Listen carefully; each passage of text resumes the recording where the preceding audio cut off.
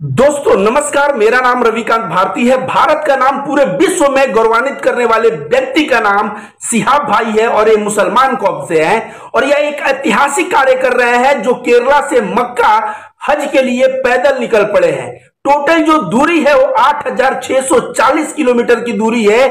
सुन के भी हम लोगों के होश उड़ जाते हैं और इस साहस को दाद देनी पड़ेगी कि कितना जबरदस्त इन्होंने साहस किया है कि ये 8,640 किलोमीटर की दूरी ये पहुंच रहे हैं पैदल और वहां जाके हज करेंगे। दोस्तों तमाम लोगों ने इनका मजाक भी बनाया कि समुद्र के रास्ते कैसे जाओगे, तो मैं कहूंगा उन लोगों को अपना नॉलेज बढ़ाना चाहिए, क्योंकि भारत से जो है मक्का और खाने काबा तक जाने का भूमि का भी रास्ता है। उसके लिए भारत से पाकिस्तान जाना पड़ेगा, पाकिस्तान से ईरान जाना पड़ेगा, ईरान से इराक जाना पड़ेगा, इराक से कुवैत जाना पड़ेगा, कुवैत से सऊदी अरबिया जाना पड़ेगा और सऊदी अरबिया में मक्का खाने काबा में जाके कोई व्यक्ति पैदल भी जाके हज कर सकता है। इनका यात्रा का यही जो है जर्नी का रूट है। यह केरला से निकले हैं, गुजरात होते हुए, राजस्थान होते हुए पाकिस्तान जाएंगे, पाकिस्तान से फिर ईरान, थोड़ा सा इराक टच करते हुए कुवैत और सऊदी अरबिया होते हुए मक्का खाने काबा पहुंचेंगे। दोस्तों इतनी बड़ी हिम्मत का कार्य और इनके पीछे का त्याग देखिए। इनकी भी परिवार है, अपने परिवार को छोड़ के 1 वर्ष के लिए ये लगभग पैदल यात्रा पे निकल चुके हैं, तो परिवार से अलग रहेंगे। दूसरी नंबर बात, रास्ते में चल रहे हैं तो बारिश हो रही है, तो बारिश में रेनकोट पहन के चल रहे हैं, कहीं धूप हो रही है उसमें भी चल रहे हैं, कहीं ठंडी होगी उसमें भी चलेंगे। सोचिए अपने शरीर को, इसी को हिंदू धर्म में तपस्या कहते हैं, यह किस तरह से अपने शरीर को तपा रहे हैं और एक तरह से तपस्या कर रहे हैं ईश्वर के प्रति, अल्लाह के प्रति। और शायद अल्लाह का यह समर्पण, अल्लाह के प्रति यह प्रेम ही इनके दिल में इतना साहस दिया है कि यह पैदल वहां तक जाने की जुर्रत कर रहे हैं। लेकिन मजाक करने वाले लोग कहां नहीं होते, हिम्मत तोड़ने वाले लोग कहां नहीं होते। दोस्तों तमाम लोग कमेंट कर रहे हैं कि ये जो है पैदल जाना सही नहीं है, ये हवाई जहाज से चले जाते, ये जो है समुद्र के रास्ते से चले जाते, किसी साधन से चले जाते। पैदल जाना अपने जान को जोखिम में लेना है। तो जो भी व्यक्ति यह बात कह रहा है, पहले मैं उससे कह दूं, याद रखो कन्फ्यूशियस ने कहा था कि हजारों मील की यात्रा एक कदम से शुरू होती है और रोज अपने जीवन में एक पत्थर को साइड करते जाओगे तो एक जीवन काल में पहाड़ को तुम साइड कर दिए रहोगे। दशरथ माझी जो पूरा पहाड़ तोड़ा, वो पहाड़ एक दिन में नहीं तोड़ा।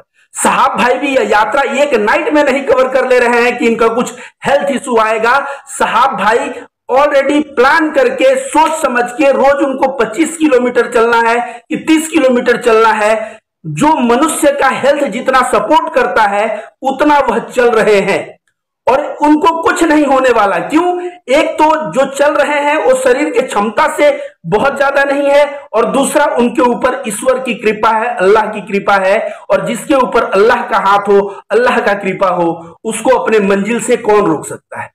अब सद्दाम भाई का पहुंचना ये हम लोगों को लग रहा है बहुत ही खेला बात, लेकिन यह खेल की बात नहीं है। अगर यह बंदा हज के टाइम पे वहां पहुंच जाए और ईश्वर करे कि पहुंच जाए, महादेव करे कि पहुंच जाए, अगर वहां पहुंच जाएंगे तो समझिए इन्होंने किस तरह से टाइम मैनेजमेंट किया, किस तरह से दूरी मैनेजमेंट किया, किस तरह से छोटे छोटे कदम लेके बड़े लक्ष्य को हासिल किया। और यह चीज जो है ना, इनसे सीखने की रह जाएगी। वैसे इनके यात्रा में हिंदू और मुसलमान दोनों भारी मात्रा में आ रहे हैं और इनका स्वागत कर रहे हैं। यहां तक कि गुजरात पुलिस, गुजरात में इनका ट्विटर अगर आप देखेंगे तो इनको ऑफिशियल ट्विटर अकाउंट से गुजरात पुलिस को इन्होंने धन्यवाद दिया है, क्योंकि गुजरात पुलिस इनको बहुत ही मदद किया है, इनके सुरक्षा में लगा रहा है और बहुत ही सम्मान इनको गुजरात में मिला है।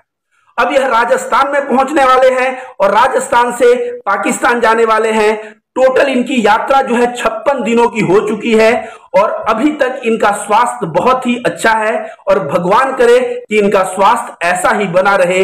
और इस मुकाम को यह अगर पार करते हैं तो एक तो इनकी आस्था, इनका समर्पण अल्लाह के प्रति जो है सो है, भारत का भी नाम पूरे विश्व में एक मिसाल बनेगा कि भारत का एक ऐसा बंदा है जो इतने किलोमीटर की हज यात्रा करके और जो है हज करने आया। आप सभी को बता दें दोस्तों, जो लोग कह रहे हैं इतना दूर पैदल चलना, अगर भारत में आप रहते हो या पुराने जमाने में कहीं भी, चाहे मोहम्मद साहब की जिंदगी पढ़ो, चाहे बुद्ध की पढ़ो, चाहे महावीर की पढ़ो, पैदल चलना जो है तपस्या का एक हिस्सा था। आपको विश्वास नहीं है, आज भी जापान के कुछ बौद्धिस्ट हैं जहां पे माना जाता है कि आप बौद्ध सन्यासी हैं तो पृथ्वी की एक परिक्रमा जितना पैदल चलना पड़ेगा। जी हां, देखिए यहां साइड में पेपर में कटिंग भी मैंने दिया है, ऐसा लिखा हुआ है। और बुद्ध अपने जीवन में, मोहम्मद साहब तो आपको सभी को पता है हिजरत किया उन्होंने मक्का से मदीना और कहां कहां। गौतम बुद्ध भारत के थे, मैं बता दूं, वह अपने जीवन में इतनी यात्रा किए कि उनको यात्रा को बिहार कहा जाता था। बिहार कर रहे हैं बुद्ध, और इतनी यात्रा किए कि एक भारत में राज्य का नाम ही बिहार पड़ गया। बिहार का मतलब होता है चलना, पैदल यात्रा करना, बिहार करना। नौका बिहार होता है, नौका पे घूमना, तो घूमना, इतना उन्होंने घूमा। सोचिए, वो श्रावस्ती जाते तो पैदल जाते, वह सारनाथ आए तो पैदल आए, वो गया आए तो पैदल आए, और वे हमेशा केवल बारिश में 3 महीने वे पड़ाव डालते थे, नहीं तो थ्रू आउट घूमते रहते थे, बिहार करते रहते थे। तो बौद्ध धर्म में भी पद यात्रा का बड़ा ही महत्व है। जैन धर्म की बात करें तो महावीर कहा जाता है अपने जीवन के 12 साल 6 महीने उन्होंने पैदल चलते रहे, ध्यान साधना करते हुए पैदल चलते रहे। 12.5 साल, सोचिए 12.5 साल में। अब मैंने इस बंदे का देखा तो मुझे कहीं ना कहीं याद आया कि भाई बारिश में भी चलेगा, गर्मी में भी चलेगा, इस शरीर को एक तरह से तपस्या ही तो कर रहा है। आप सोचिए, महावीर पैदल चलते थे। कभी कभी ऐसा भी हुआ है कि 3 दिन पे 1 दिन भोजन मिला है, कभी 13 दिन पे 1 दिन भोजन मिला है, और महावीर जो है काफी पतले हो गए थे अपने तपस्या के दौरान। तो आप समझिए कि भारत में महावीर भी पैदल चले। और हिंदू धर्म, अभी कांवड़ यात्रा जा रहा है ना, हम लोग क्या बाबा विश्वनाथ या यहाँ बाबा धाम जो झारखंड में है, वहां पे हम लोग गाड़ी घोड़े से नहीं पहुंच सकते, बिल्कुल पहुंच सकते हैं, लेकिन हम लोग देवघर पहुंचने के लिए सुल्तानपुर से हम लोग जल उठाते हैं। और सोचिए, यहाँ पे प्रयागराज से जल उठाते हैं काशी विश्वनाथ जाने के लिए। 120-30 किलोमीटर की दूरी पैदल क्यों जाते हैं? सिर्फ इसलिए जाते हैं क्योंकि हमारे दिल में भगवान शंकर और महादेव के लिए जो समर्पण है, उस समर्पण को दिखाने के लिए, अपने भक्ति को दिखाने के लिए, और अपने दिल से लोग पैदल जाते हैं। तो कांवड़ यात्रा में भी पैदल का बहुत ही महत्व है। और बता दूं दोस्तों, हिंदू धर्म के एक बहुत बड़े सन्यासी जिनका नाम स्वामी नारायण है, अक्षरधाम दिल्ली टेम्पल में जाएंगे तो स्वामी नारायण के बारे में जरूर आप जानते होंगे। उन्होंने, कहा जाता है कि लगभग 9 साल 11 महीने पैदल चले थे। 9 साल 11 महीने, सोचिए कितना बड़ा दूरी होता है कि 9 साल 11 महीने दूरी इन्होंने पैदल चला था। और अंत में गुजरात पहुंचे, और सारा तीर्थ घूमते हुए गुजरात में इन्होंने वहां पे जो है अस्थाई निवास बनाया, और फिर उनके बारे में आगे कहानी जान। तो दोस्तों, हर एक धर्म में पैदल चलने को एक तपस्या माना जाता है, और इसीलिए जो है, जो हज के लिए यह बंदा सिहाब भाई जा रहा है, इसके लिए हर एक हिंदू, हर एक बौद्ध, हर एक जैन और हर एक मुसलमान को दिल से दुआ देनी चाहिए कि इस बंदे का हज कबूल हो, ये हज पे पहुंच जाएं, टाइम से हज पे पहुंच जाएं, और इनका स्वास्थ्य भी सही रहे, ऐसी हमें कामना करनी चाहिए। और इनकी यात्रा पूरे हिंदुस्तान में हिंदू मुस्लिम एकता का एक मिसाल बना है। इनको हिंदू और मुस्लिम दोनों तरफ से सपोर्ट मिल रहा है, और इनके यात्रा में भारत का तिरंगा भी देखने को मिल रहा है दोस्तों। और इनको नेकियां कितनी मिलेगी ऐसा समझिए, सहाबा इकराम, ऐसा कहा जाता है कि हज के लिए जब कदम बढ़ाते थे तो छोटे छोटे कदम बढ़ाते थे, क्योंकि ऐसा माना जाता था कि जितना कदम आप बढ़ाएंगे हज के लिए उतनी नेकियां मिलेंगी। तो इस भाई को सोचिए, 8640 किलोमीटर पैदल जा रहा है, इनकी नेकियों की जरा आप कल्पना करिए। और हम लोग कांवड़ जब ये होता है तो हम लोग भी तो कांवड़ियों का पैर धोते हैं गर्म पानी से, सेवा करते हैं। उस सेवा करने से क्या होता है? नेकियां हमें भी मिलती हैं। तो हिंदू धर्म में भी ये मान्यता है, साथ साथ इस्लाम में भी ये मान्यता है। तो ये जा रहे हैं दोस्तों, जहां भी आपको ये मिले इनकी मदद करें, इनका समर्थन करें, और इनकी जो है हौसला अफजाई करें, क्योंकि ऐसा पुरुष, एक युग में एक पुरुष पैदा होते हैं।